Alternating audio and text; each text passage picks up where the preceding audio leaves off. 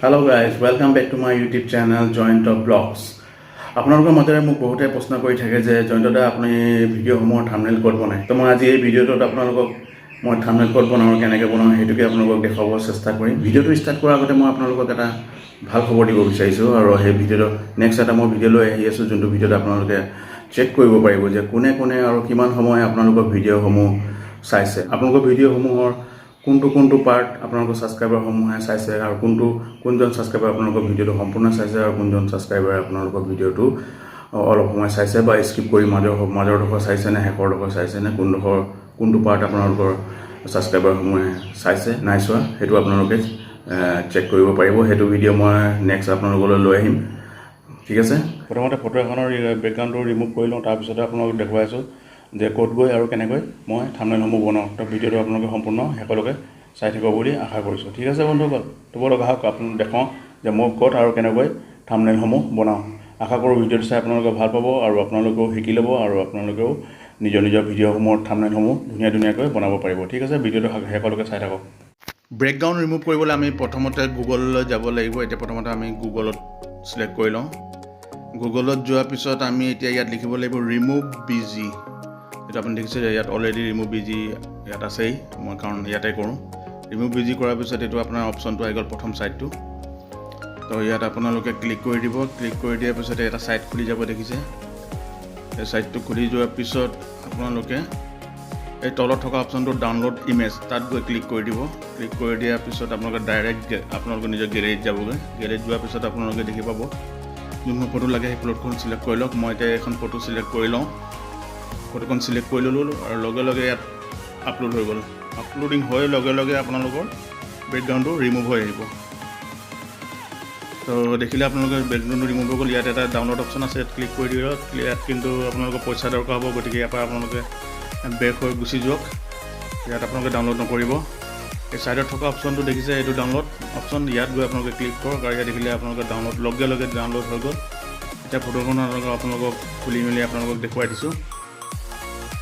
এখন চাওক, বেকগ্ৰাউণ্ডটো সম্পূৰ্ণৰূপে ৰিমুভ হৈ গ'ল। ফটোখন আপোনালোকক এবাৰ জুম কৰি দেখুৱাই দিছোঁ, ভালকৈ চাই লওক।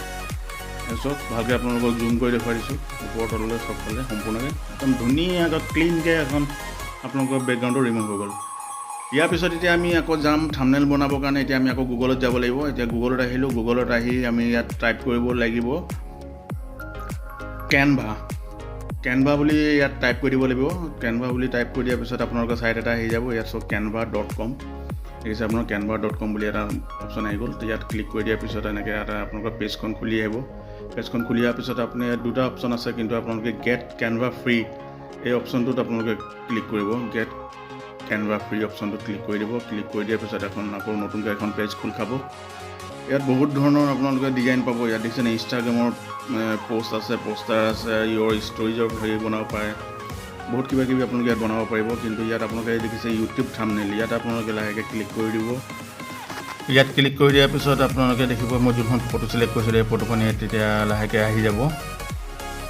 এখন আহি গ'ল, কিন্তু মই এইটো ডিজাইন নাৰাখোঁ, মই নিজে ইয়াত এডিট কৰিম। যিখন ফটো মই আপোনালোকৰ সেই বেকগ্ৰাউণ্ড ৰিমুভ কৰি লৈছিলোঁ সেই ফটোখন মই ইয়াত লৈ আহিব লাগিব। আনি মেলি এখন মই এডিট কৰি আপোনালোকক দেখুৱাম। এতিয়া মই সম্পূৰ্ণবোৰ ডিলিট কৰি দিলোঁ, দুটা ডিজাইন ৰাখিছোঁ। ইয়াত তলত ৰিপ্লেচ অপশ্যনটো আছে, তাত ক্লিক কৰি দিব। ক্লিক কৰাৰ পিছত আৰু এখন পেজ খুলি খাব। এখন খোল খালে ইয়াত আপলোড মিডিয়া বুলি ওপৰত এটা অপশ্যন আছে, দেখিছে আপোনালোকে। আপলোড মিডিয়াত আপোনাক ক্লিক কৰাৰ পিছত ডিভাইচ আছে, ডিভাইচত গৈ আপোনালোকে ক্লিক কৰি দিব, ঠিক আছে। ডিভাইচত গৈ ক্লিক কৰাৰ পিছত ফাইল অপশ্যনটো আহিব, ফাইলত ক্লিক কৰি দিব। ক্লিক কৰাৰ পিছত আপোনালোকৰ যোনখন ফটো দৰকাৰ হৈছে সেই আছে এডিট কৰিবলৈ, সেই ফটোখন আপুনি ইয়াত পাই যাব।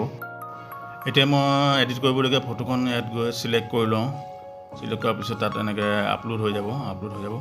ইয়াত দেখিছে, ইয়াত মই কিমান নিজৰ থাম্বনেইল বনাই থৈ দি আছে। আপোনালোকে বিশ্বাস নকৰিব পাৰে, মই ইয়াতে থাম্বনেইল বনাওঁ, চাই লওক। ইয়াত বহুত মই অলৰেডি বনোৱা আছে।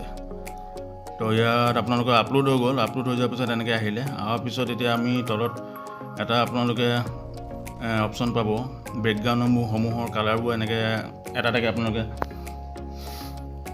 চেঞ্জ কৰিব পাৰে। কিন্তু এই চব বহুত কালাৰ আছে, চেঞ্জ কৰিব পাৰে, কিন্তু মই চেঞ্জ নকৰোঁ। ইয়াত প্লাছ অপশ্যনটো আছে, তাত ক্লিক কৰি দিম। ক্লিক কৰাৰ পিছত ইয়াত আপোনালোকে দেখিছে ধুনীয়াকৈ ইয়াত লিখিব পৰা কিছুমান টেক্সট ইয়াত আপোনালোকৰ আহি যাব। টেক্সটৰ বহুত ধুনীয়া ইয়াত ডিজাইন আছে, আপোনালোকে যিকোনো এটা লৈ ল'ব পাৰে। মই গ্লো অপশ্যনটো লৈ লৈছোঁ। গ্লো অপশ্যনটো লৈ মই এতিয়া ইয়াত লাহেকৈ টাইপ কৰি দিম জয়ন্ত ব্লগ বুলি ইয়াত মই এতিয়া টাইপ কৰি লৈছোঁ। হৈ গ'ল, জয়ন্ত ব্লগ বুলি টাইপ কৰি ল'লোঁ।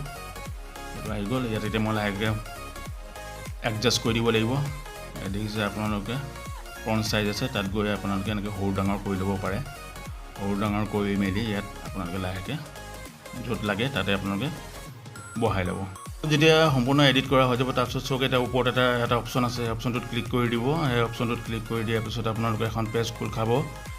এইডোখৰ এখন পেজ আহি গ'ল। ইয়াত ডাউনলোড অপশ্যনটো আছে, ডাউনলোড অপশ্যনটোত আপোনালোকে লাহেকৈ ক্লিক কৰি দিব। ক্লিক কৰি দিয়াৰ পিছত আৰু এখন পেজ খুলিব। ইয়াত চাওক PNG CNG বহুত অপশ্যন আছে, কিন্তু আপুনি ডাউনলোড অপশ্যনটো ক্লিক কৰি দিয়াৰ লগে লগে ইয়াত আহি গ'ল আপোনালোকৰ থাম্বনেইল ৰেডি হৈ যোৱাৰ পিছত আপোনালোকে ডাউনলোড কৰি ল'ব। ইয়াতে ডাউনলোড হৈ গ'ল। ডাউনলোড কৰাৰ পিছত আপোনালোকক মই দেখুৱাই দিছোঁ। চাওক এতিয়া এখন হৈ গ'ল আপোনালোকৰ থাম্বনেইল ৰেডি। ঠিক আছে, মোৰ এখন থাম্বনেইল ৰেডি হৈ গ'ল।